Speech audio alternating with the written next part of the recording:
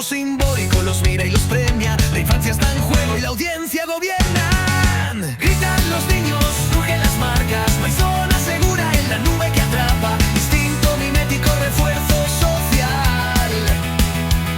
El algoritmo cría sin juicio moral. Selfies narrativas, ficciones en loop. Infancias performáticas sin interlude. Derrida se burla desde el desconstruir. Quiere ser autor del show por venir. Rousseau llora en su tumba social al ver al infante mercantil digital. No hay juego libre en la monetización, ni ética kantiana en la explotación.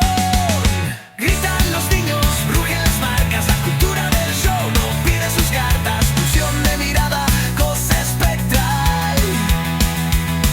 Neotenia vendida, streaming glomilo.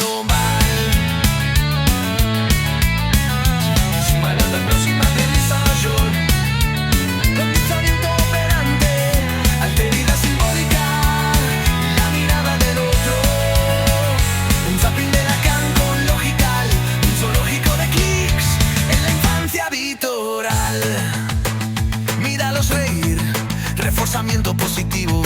Pero quien regula el estímulo nocivo. Jean Piaget advertía, el juicio no está cuando el neocórtex aún va a madurar. El estos de mercado ocupa el ideal, transforma lo lúdico en bien capital. La atención secuestrada en formato parental, una dialéctica sin final natural.